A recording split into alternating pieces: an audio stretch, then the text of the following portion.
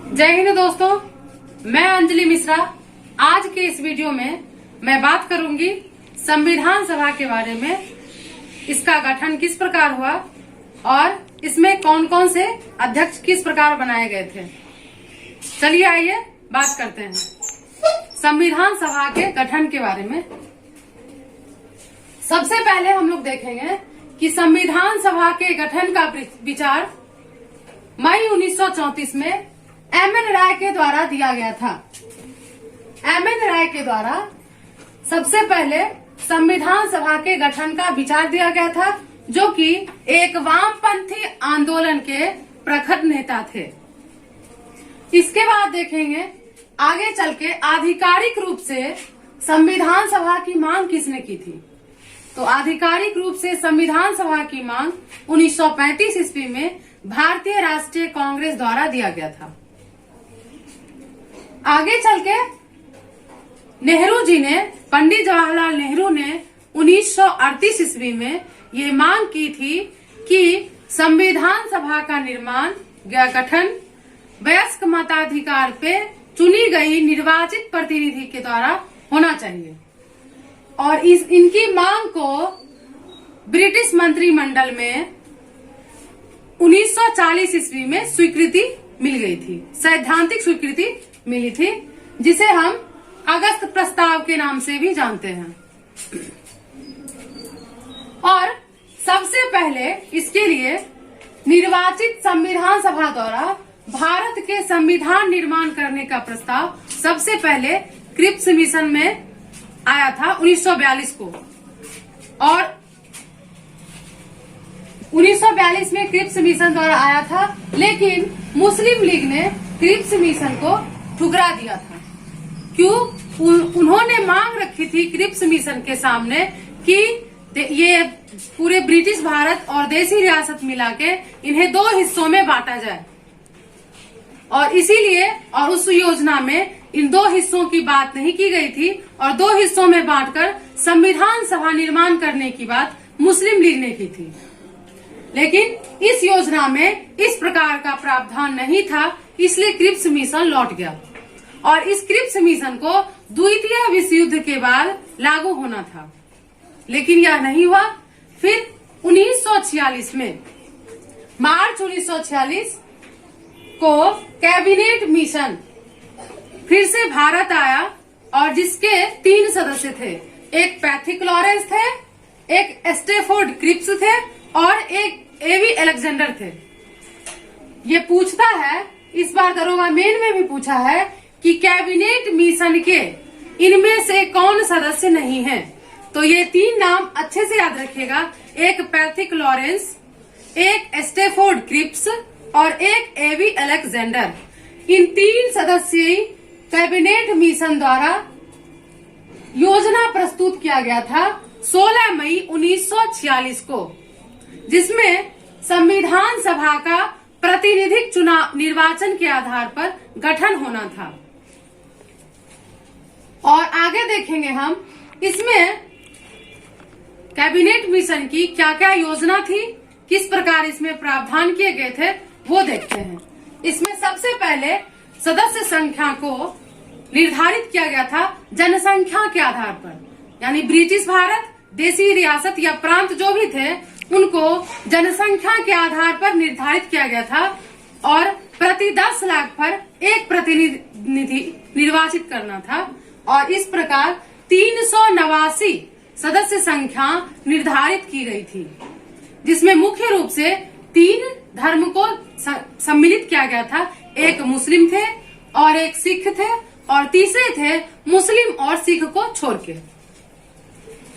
इन 389 सदस्य संख्या में देसी रियासत यानी जो भी राजा महाराजा थे उन लोगों के लिए 93 सीट यानी 93 सीट निर्धारित की गई थी। और ब्रिटिश भारत यानी जहां पे ब्रिटिश का शासन हो भारत में, वो ब्रिटिश भारत कहलाता है। और ब्रिटिश भारत में सदस्य संख्या 296 निर्धारित की गई थी। आगे देखेंगे कि इसमें संविधान सभा का चुनाव कब हुआ था। तो ये जुलाई से अगस्त 1946 तक संविधान सभा का चुनाव हुआ था, जिसमें कांग्रेस को 208 सीट और मुस्लिम लीग को 73 सीट मिला और छोटे छोटे जो भी अन्य पार्टी थे उनको टोटल मिला के 15 सीट मिला। और देसी रियासत ने संविधान सभा में भाग लेने से इनकार किया और वो अपने को संविधान सभा से सेफ रखा, इसलिए उन्होंने भाग इस निर्वाचन में नहीं लिया। इसमें देखेंगे कि जब प्रतिनिधि निर्वाचित हो गए जनता द्वारा अप्रत्यक्ष निर्वाचन के आधार पे, तो वायसराय द्वारा इनको आमंत्रित किया गया था 20 नवंबर 1946 को, और वहीं पे निर्धारित हुआ था कि संविधान सभा की पहली बैठक कब होनी है। और संविधान सभा की पहली बैठक 9 दिसंबर 1946 को हुई, जिसमें अस्थायी अध्यक्ष तत्काल के लिए डॉक्टर सच्चिदानंद सिन्हा को बना दिया गया था।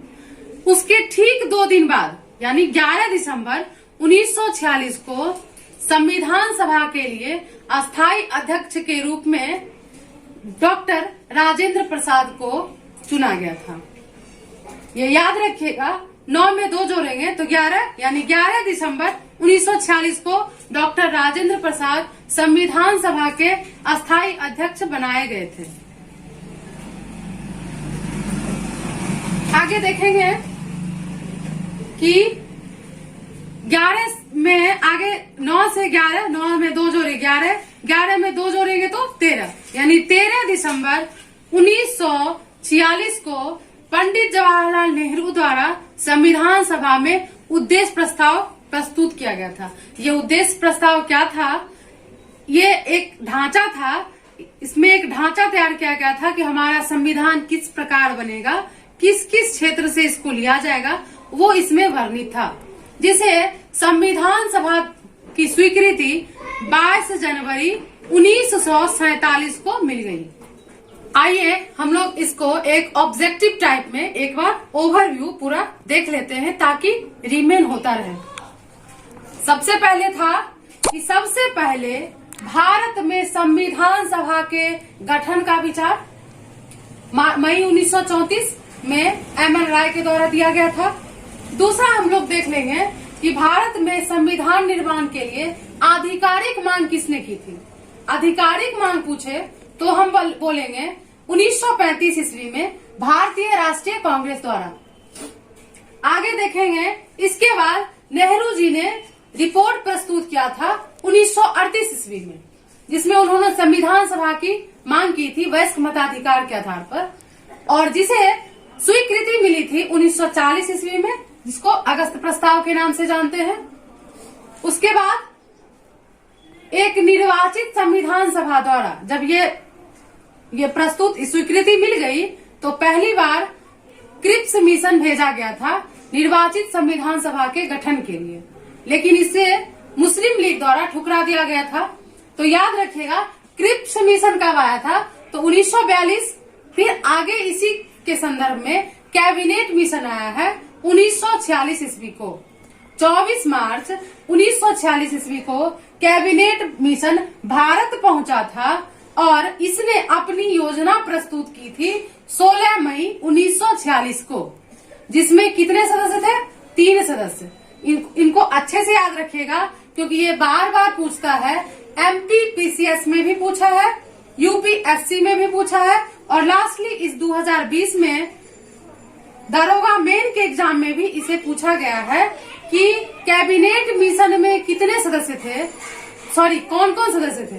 पैथिक लॉरेंस, स्टेफोर्ड क्रिप्स और एबी अलेक्जेंडर। इनको ध्यान में रखिएगा।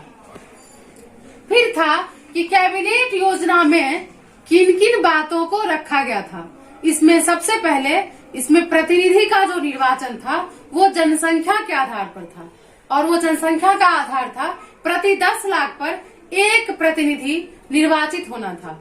और इस प्रकार 389 प्रतिनिधि का यहाँ है 389 सदस्य संख्या को निर्धारित किया गया, जिसमें देसी रियासत जो थे उसमें 93 सदस्य थे देसी रियासत आप लोग को हम समझा दिए हैं।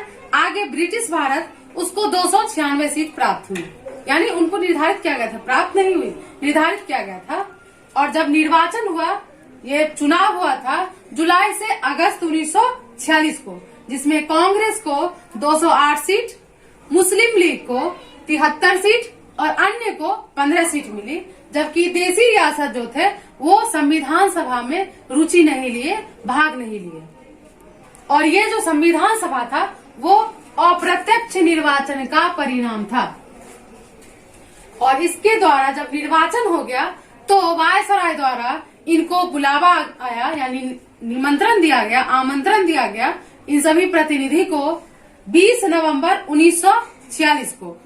और पहली बार संविधान सभा की पहली बैठक 9 दिसंबर 1946 को हुई, जिसमें 211 सदस्यों ने भाग लिया था।